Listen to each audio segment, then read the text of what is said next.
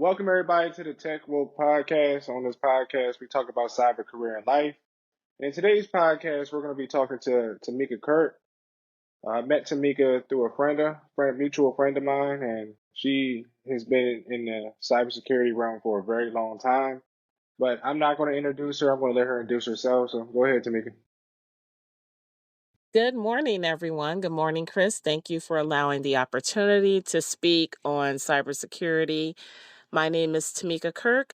I have been in the realm of information technology and cybersecurity since 1993 when it first came into existence. Oh man, I am currently a U.S. federal government employee working at the Department of Energy in the Office of Cybersecurity, Energy Security, and Emergency Response. My role there is the IT program manager. And within that role, I pretty much provide advice, analysis, direction, management to the development to enhance the organization's cybersecurity work and make sure we're doing things in alliance with all the official government standards by NIST and the other agencies. that's great. And 1993. I was born in 1994, so you've been doing this for about 30 years. So that's a lot of knowledge. That's great. Um, Thank you. so yeah, so like, how's your morning going? It's Saturday. It's going to be a beautiful day. The weather looks like it's in the 50s right now. I'm in Virginia, so it's going great. I have a few errands to run after this, but it's going great, and I'm looking forward to tomorrow, Super Bowl Sunday. Yeah, me too. Super Bowl coming up, so I can't wait. And I'm glad that you're having a good morning. So Tamika, And so how's tell your me. morning going thus far? Oh, my morning's going great. It's I'm just relaxing. Have a good conversation with you, learn a lot for myself, and I'm happy that other people can learn some information too. So I'm happy. I'm giddy. So yeah. Just tell me about some of your early life. How was it? How was it growing up? Early life. Well, in my early life, there was no existence of computer technology or any of that. I'm Hmm. originally from Indiana. Hmm. Once I graduated, I didn't really know what I wanted to major in. So I went to Indiana University and just started off with our basic courses, English, math, history, and got involved with what they called then business machines. That was Business all machine. the electronic calculations and word processing and things as they were being evolved. Well, that's interesting. So when you was at so when you mean you graduated, you talking about college? When I graduated high school, Okay, So so when I okay. graduated high school, to me, it's like you don't know exactly what you want to major in unless you're one of those persons that know you specifically want to be a doctor, a lawyer, or something like that. Well, then you know what your chart of education is going to involve. For me, I was just knowing that after graduation, I'm going to college, and there's a realm of different things that you could study or major in, and most people change their majors or studies with 2 to 3 times if not more. So I went in with the initial premise of let me take my foundation courses because that's required for any degree and figure out what it is that I want to get into. So I was looking more towards business management. Okay, so you was doing so in college. You was looking for business management. What piqued your interest into technology when you was in college, or was it in college? Well, technology came the initial interest was within they had a course and it was called business machines that I was Hmm. mentioning, and that was talking about the automation of the calculators and the old Apple Macintosh machines that had word processing, because back in this time is when the computers were really developing. There was no internet per se that we were utilizing. So it was the early adoption of information technology and the Okay. electronic automation of data and word processing. Oh, okay, I got you. So when you was in school, so I understand. So you're doing business, the business degree. So how did you when did you get your first job, or did you do any internships before? Did you what do you, No, how did I that did work? college for I did Indiana University for my first year, and over the winter break, I decided to join the Marine Corps. When you joined the Marines? It Okay. was something I joined the Marine Corps because I figured, first year in college, party school, doing your studies, working while you're going to school as well. Had a part-time job and it had nothing to do with IT or systems. I was working at a restaurant, Red Lobster. Mhm.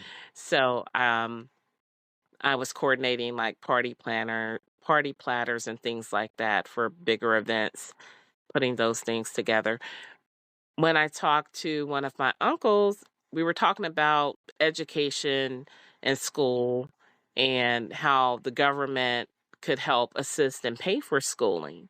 So that's when I went to talk to the Marines because they had always been after me, trying to get me to join, come into the high school, come into my track events, come into the games where I cheered.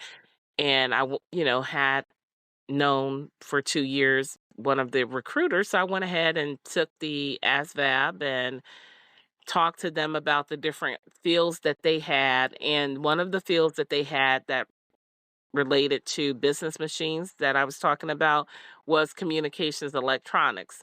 So taking that ASVAB, your score has to be at a certain level for you to qualify for specific jobs. Mhm. So my score allowed me to choose whatever job that I wanted. So I went Okay. in what they call guaranteed contracts into the communications electronics field. And Hmm. that gave me my introduction into IT because at that point they were utilizing the mainframe. Okay, so he's doing the original mainframe. Okay. Yes, Okay. I'm back in those days. Okay. Did they have a punch card too? Well, Yeah. not the systems that we were more in a secure environment, which is how I got into information security because I was in a communication security specialist. Oh, okay. Okay. Can you for people that's listening, can you tell them like some of the benefits of joining the military? Other than, obviously it pays for school, but can you tell some other benefits? I can tell the benefits, but I can also tell that in a way of how I leveraged it. I understand. So I Good. wanted to leave Indiana and travel. Hmm. Have something different. My mindset going in was I can go in for 4 years and get the skill set, get the experience and the training, and if I don't like it, I can move on, but at least I've obtained education because they're gonna train you. So that was my mindset, but my mindset was also to leverage and be able to use those skills should I choose to move on. So the benefits of going into the military, it was being a young 18-year-old. You had it, discipline. They taught you discipline.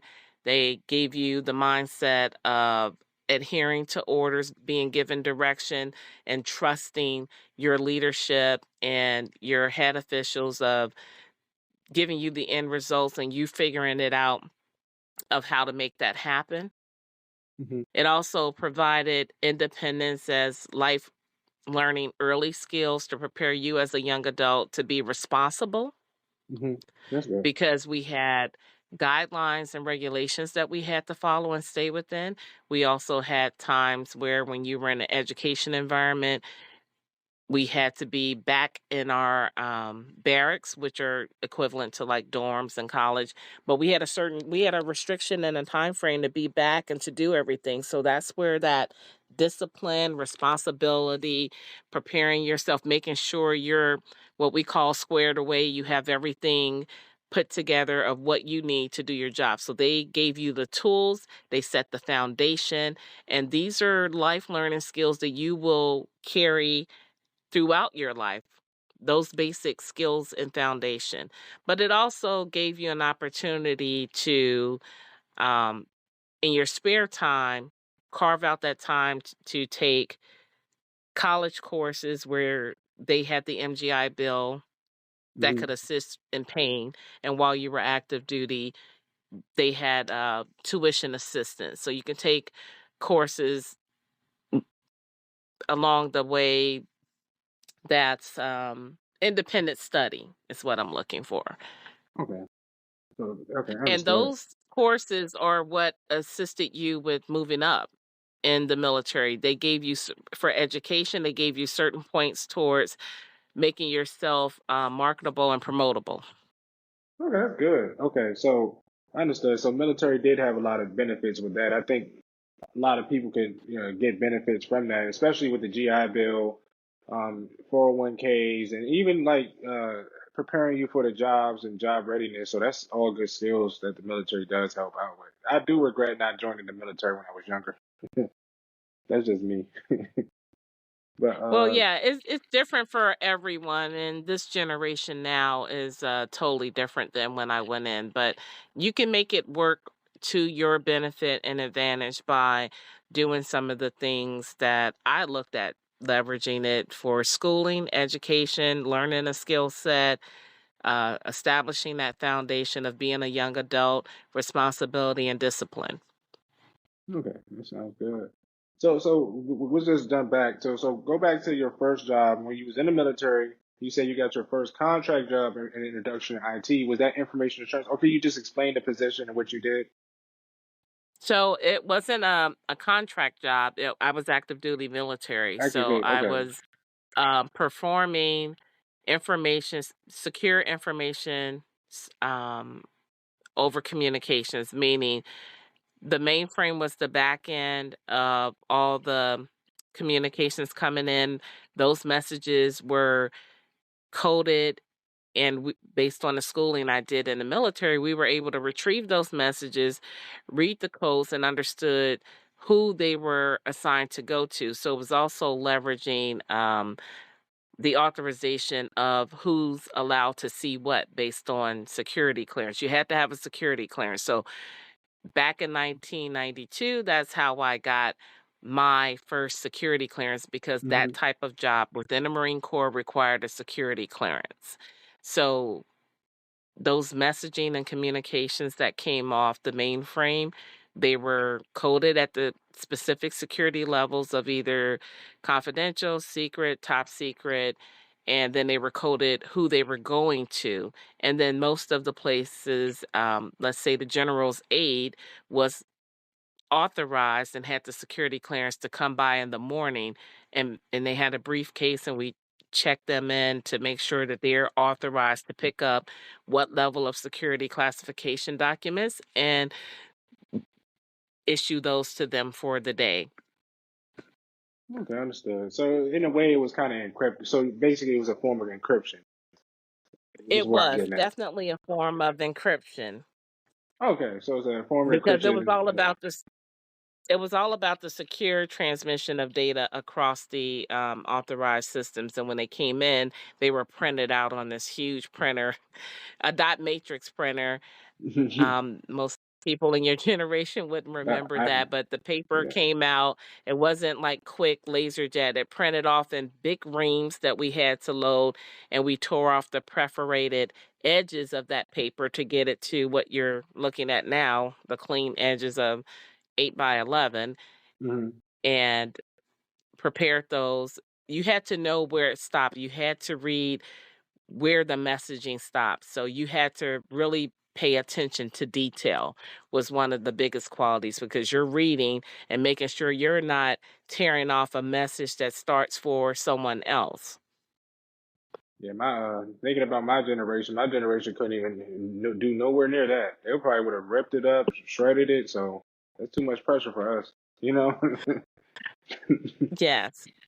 And Yeah, so but everyone that came in contact with that type of job needed you start off with a secret security clearance, and okay, then you were investigated and eligible, meeting the criteria of the extensive background investigation, to top secret, because okay, of the level of classified information that we dealt with.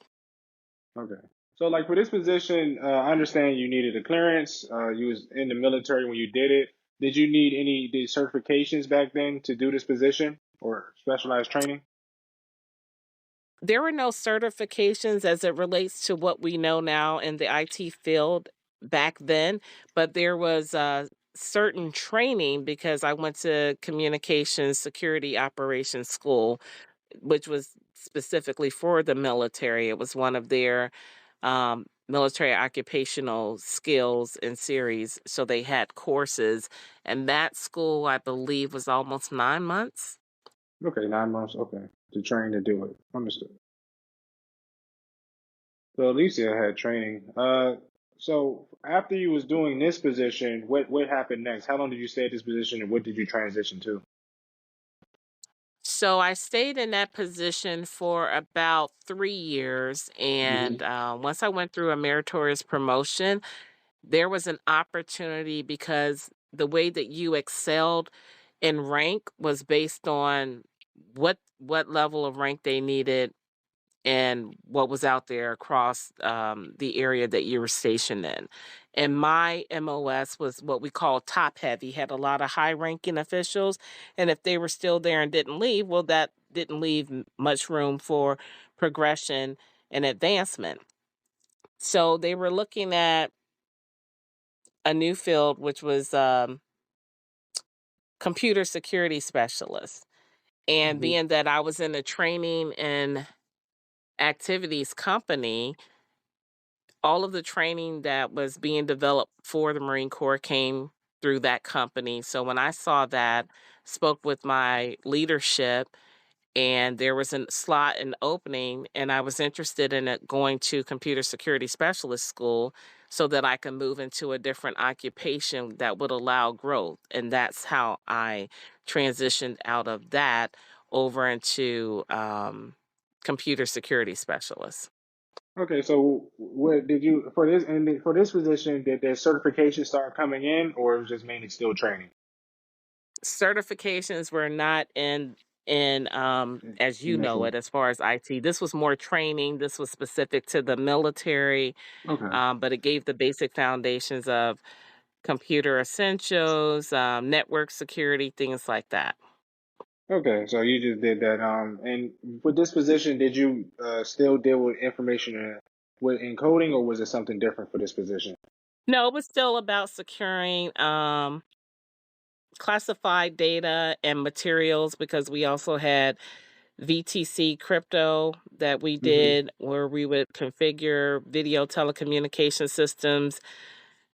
At that time, it was a provider like AT&T or GE, who's no longer in business, um, to encrypt during sessions of use. So we would load the crypto secure into the system, and that was changed every month, and that would allow secure video, encrypted secure video conversations between um, generals and officials at one location to a secure location where they didn't have to travel. They could sit in a conference room, see the video and audio, and everything is secure. Their conversations versus getting on a plane, traveling across to another Marine base and having that meeting. Okay, I understand. Okay, I get it. So, okay, so I had a question. So, like, when you started making your transition to the Department of Energy, when did that start? Or how long did you stay in the military before you made that transition? 6 years. Oh, 6 years. I Okay. was in 6 years, and once I got out, I wanted to go back to school to finish my degree. Remember, I did Okay. 1 year and then joined the Marine Corps, and I traveled a lot in my position. So my goal was to go back and finish my degree. So I wanted to have the opportunity to work because at this point it is 1998. Okay, 1998. And Okay. I know you were probably what, 4 years old. So at this point, I am looking to go back to school, finish my degree, and also work full time. Okay, so you're back to school. So you finished your degree, and it was the same I was majors that working you. full time. Okay, you was working full Yes, time that's when I essentially. joined the. So about May of 1998, because I wasn't in the area that I'm in now, I was in North Carolina. So I relocated back up this way, and pretty much was looking for a job, enrolled in school in the fall semester, and really for about 3 months on the grind, going to career job fairs. There were courses that the military do prepare you to transition out. They have classes before you get out that help you transition from the military mindset and ease back into corporate America.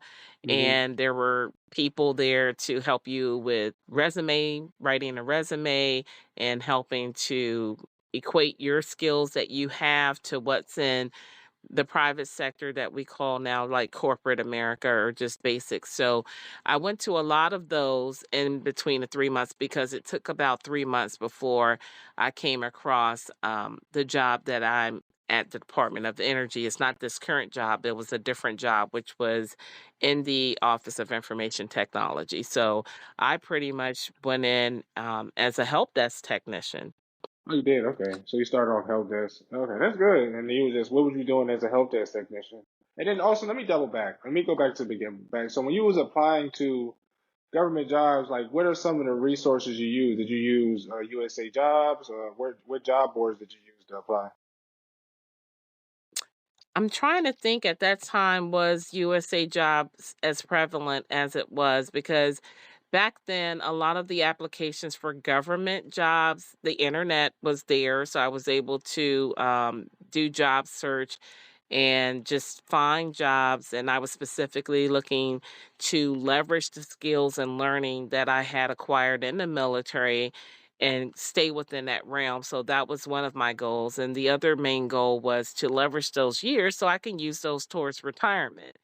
Hmm. So I wanted to pull all that together and not have it be a waste or anything. So I was keying in on my internet searches for government jobs, computer security, computer operations, information technology, and they had a program in the government. I don't know if they still have it, but it might be called something else. They had something called a student career experience program. Hmm. And that's where you can work in the field that you're going to school. And the requirement was you had to be in school, and different organizations participate in it. It was like an internship, but you are a full time federal employee getting the benefits and going to school. So you could either work part time and go to school full time.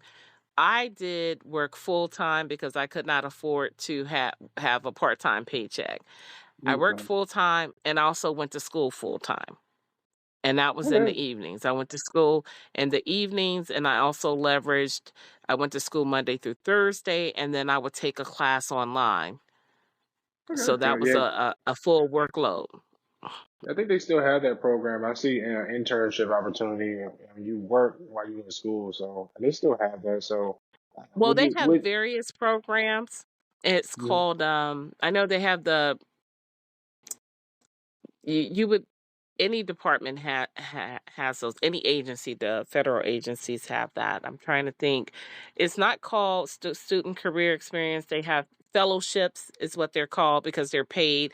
Sometimes when you think of internships, some people are have the misconception that this would be something like volunteer work. No. So they have them, they're called fellowships. They have several different programs. But what I appreciated about the student career experience program, I worked in the field that I was going to school for. When I went back to school and I went to Strayer University, I enrolled for the fall. I was going for computer information systems is what I started out as. Okay, okay. So I So, obtained a help desk job as a federal employee. I did take a pay cut from what I was making in the military only because I wanted to get my foot in the door.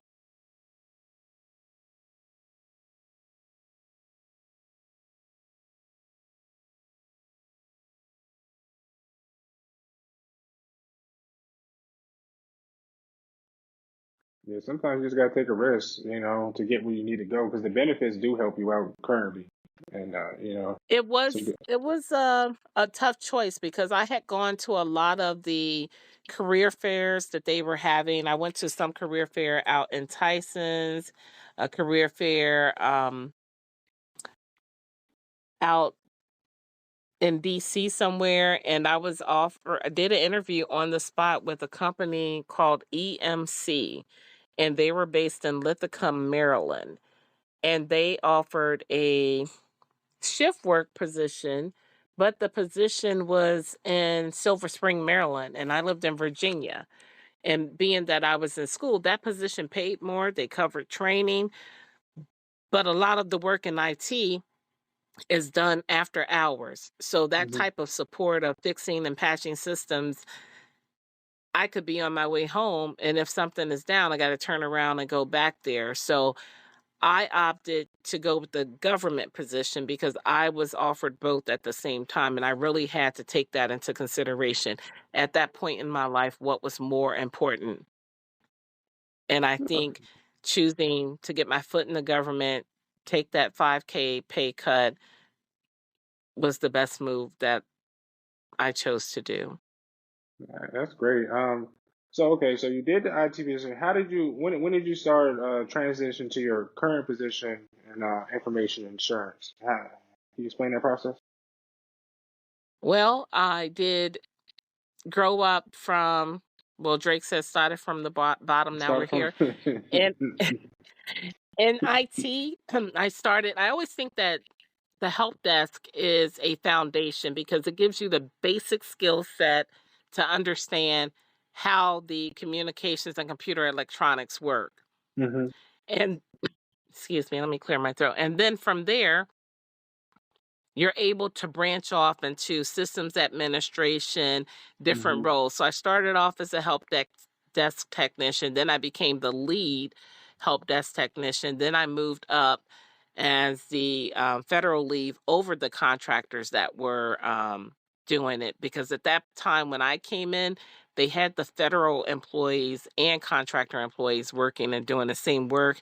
They revised that whole thing, and by that time, I moved into leading the help desk, and then I broke off into acquisitions and procuring the IT systems and project management. Hmm. And I stayed there for in that realm of infrastructure because my degree is in computer networking, Hmm. because I wanted to understand how the systems communicated, what made them work, not just how a computer works when you turn it on, what makes them talk in the background. So I stayed in that for 24 years before transitioning into the position I'm in now. Okay, that's good. So So I you. grew up in the ranks of IT, from help desk to, lead help desk and getting into acquisitions, and then being a support person on a project member, and then getting into project management, federal IT project management. That's good. So, and that's what I deal with a lot when I'm on meetings. A lot of the people that's in leadership, some people that I deal with in leadership don't understand what's going on.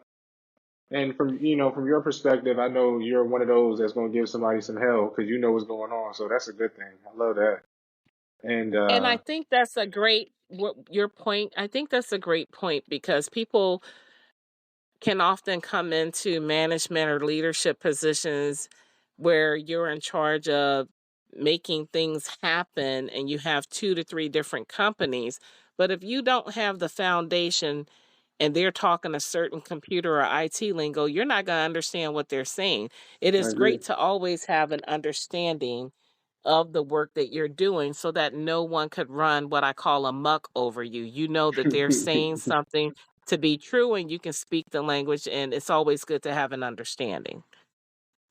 Yeah, because like for me, I deal with people with vulnerabilities, and when I'm talking to the system administrators or engineers, they're always saying, "Hey, we just need to run this quick. This patch is not available and things like that." So I go look it up and I say it is available, and you can literally just do it right now. It takes 5 minutes, you know. So that's the thing I deal with. So and you do information assurance. So like, can you tell? So you do with the risk management framework. I am just getting into knowing more about the risk management framework. I actually just was on a webinar earlier this week about it. I am in information security and, still working in the realm of securing the data governance, and I deal with the policies and implementation and enforcement of those policies. Okay, so if somebody's trying to get in, what would be some good resources? I would assume in this guidelines, but if you know any other ones for somebody to study, you can name some if you want.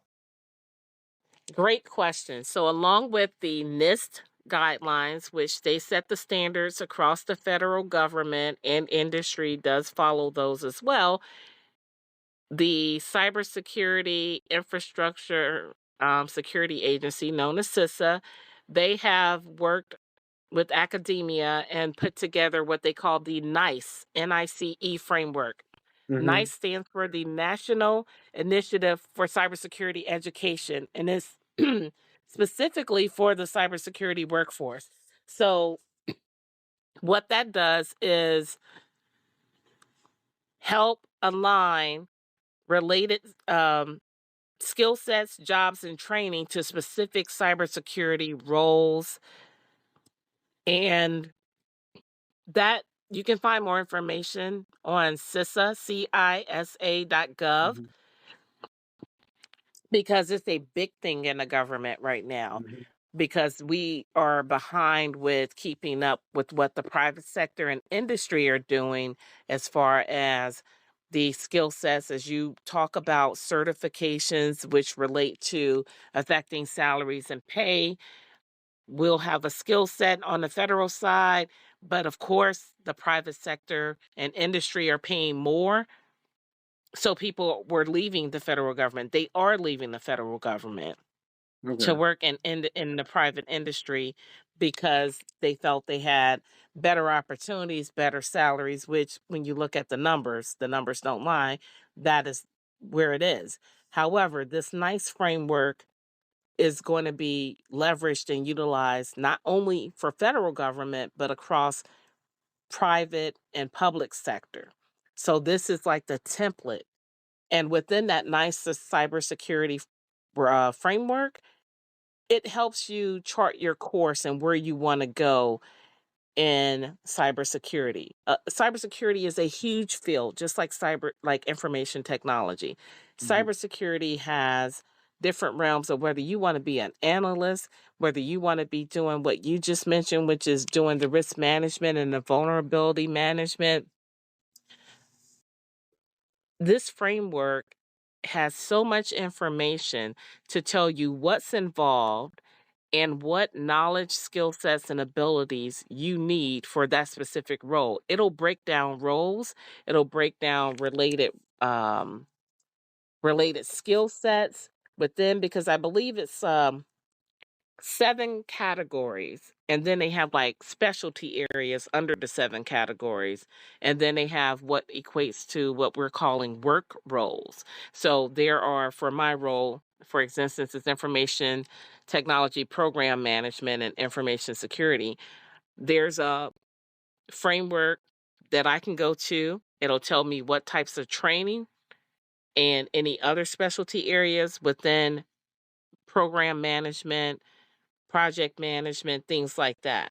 It's a great tool to determine the skills and type of training you need when you're interested in getting into specific cyber positions. I am loving it. That's good. Hope people listening, make sure you look that up and get that information so you can have better guidance.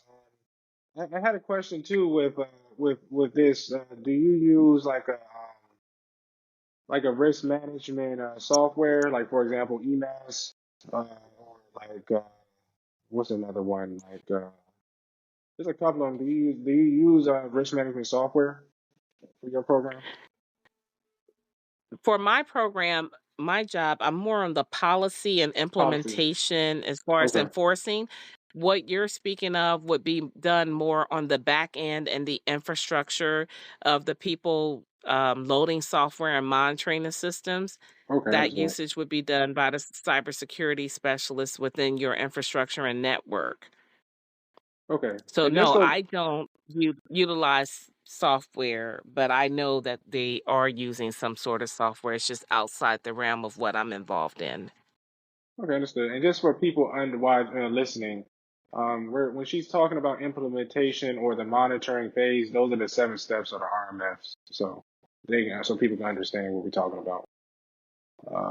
And Yes, and with the NICE framework, they also have the area of risk management, and they will break down. It does break down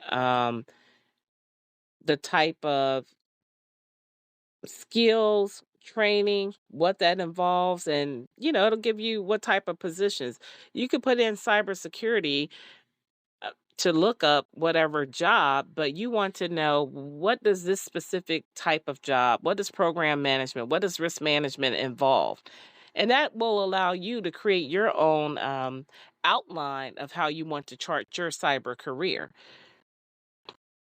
Some okay, yeah, people want to sit in a security operations center and do the monitoring and look at the systems and make sure they're good and go ahead and triage any errors and things like that. Some people don't want to be involved in that. They want to do other things. So my point basically is that the cybersecurity field is huge, and you can use NIST, CISA, and NICE to help give you a better understanding, a better guidance of mapping out how you want your cyber career to even get started. It's a yeah, lot of great information that's been put out there. yeah, I agree. People think when you hear cybersecurity, that's all they hear think about is hackers.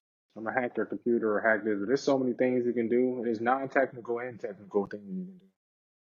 Right. There's the technical. Someone has to approve that. Like myself, I'm an authorizing official. So the policies and the people doing the technical work, and they bring this to me for a specific system. And, we meet about it and know that, okay, this is good. If there are any risk involved, there's a whole realm of things that go into the whole overage of cybersecurity. And I know I mentioned NIST and CISA and NICE, but because you and I have emails, I will share the links to the information that I'm mentioning with you so that you can share it with others. 100%. I'll definitely do that. And Okay. What would can you just name some of the benefits of working in the government? Just a couple.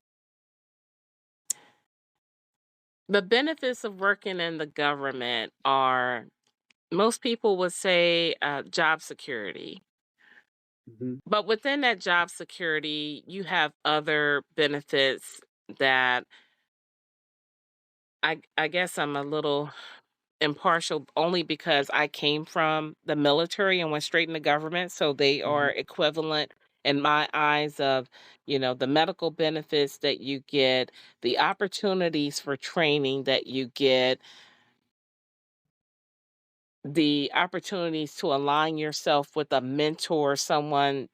The government's big on that, on bringing up the upcoming leadership. There are leadership opportunities. There's plenty of training to get you into management or prepared. The opportunities are there. So that's a great benefit. The other benefit is that you just involved with all kinds of experience, people, knowledge, and networking capabilities, because you not only network with government officials, you also network with the private sector companies that work with the government, that support the government and the agencies. And you have opportunities to attend webinars, you have opportunities to go to conferences to further network. That's good. The network is all key. There are people I see at conferences now that I met back in 2000.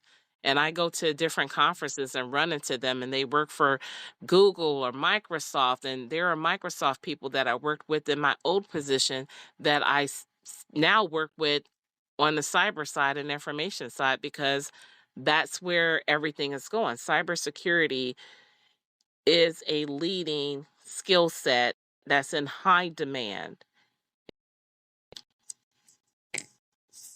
Yeah, it's just about networking. It's just networking is key. If you don't network, it's gonna be hard to move up in your career. And then It is, but you get to meet great people like you and I have met through yeah, most definitely. someone knowing me and what I do who works with me, and she's friends with the person you know. That's how we are able to collaborate.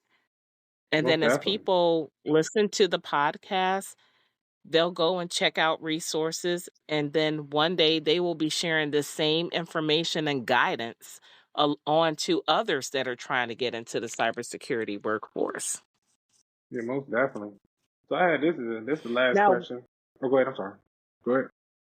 well, I'll let you ask the last question. Then I wanted to share something that's upcoming that would be helpful for people. I just had that in my head so that I wouldn't lose it. So go ahead, Chris. No, just say it right now. I don't know. I don't want you to forget. Go ahead and say it right now. Okay. Um, the Cybersecurity Career Week, which is the NICE framework this year, is October 14th through the 19th, 2024.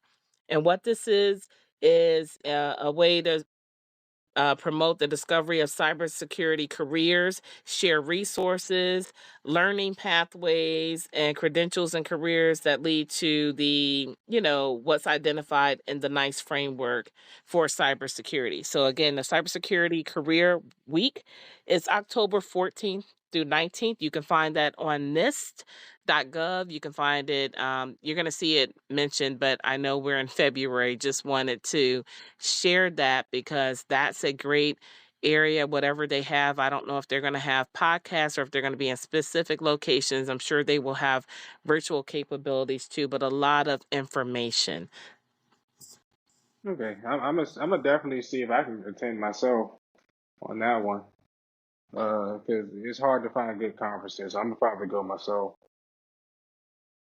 Yeah. So, just for the final question, do you view, can you, for certifications, can you recommend some certifications people to get in cybersecurity? And also then in the double on that, do you think certifications or actual, uh, work or, internships which is better, internships or certifications? And then just to sum that up.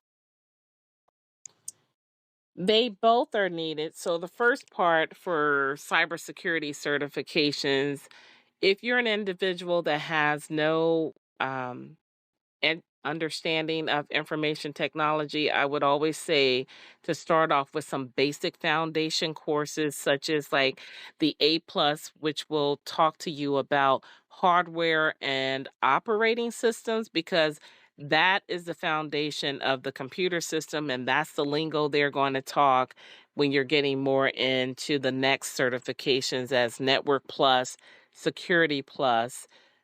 Then after you obtain those, as you're going up, it would be the CISSP Mm-hmm. for the cyber information security professional, or the certified information security manager if you're going the management route. You Mm-hmm. want to have that basic understanding.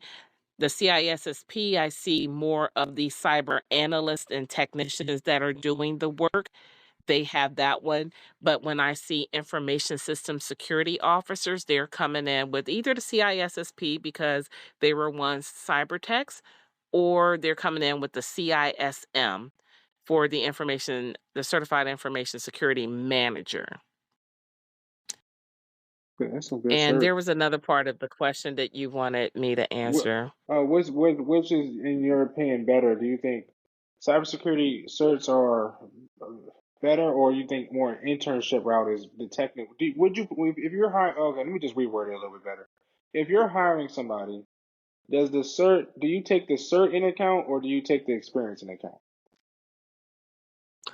Where I am currently, and if it's a federal job, they're looking at right now, because we're going to change the standards to more aligned with what industry has. But right now, we're looking at experience. But those government contracts, the contractors, the private sector that work and support our organization and office, they have requirements for certification. So it's not that one is better, you need both. And I will say, as you get the foundation, understand the certifications give you the book knowledge, the scenarios, the understanding skill sets. But when you go to an organization, remember this: no matter how much you know, they will have their own set of processes and procedures. So it's good that you have an understanding based on obtaining education, training, and certifications. But when you get into the real hands on, you're going to be following the processes that that organization or that team has set up, if that makes sense. No, that So makes there complete is a sense. need to have both, to have the education, get the certifications. The certifications help you to be more marketable as it relates to either applying for private sector jobs or even federal jobs, because they are now going to align and require certifications within the federal government as well. Okay, that sounds good. And that's pretty much it. I just had one last question, Tameka. What's your goals for the next 5 years?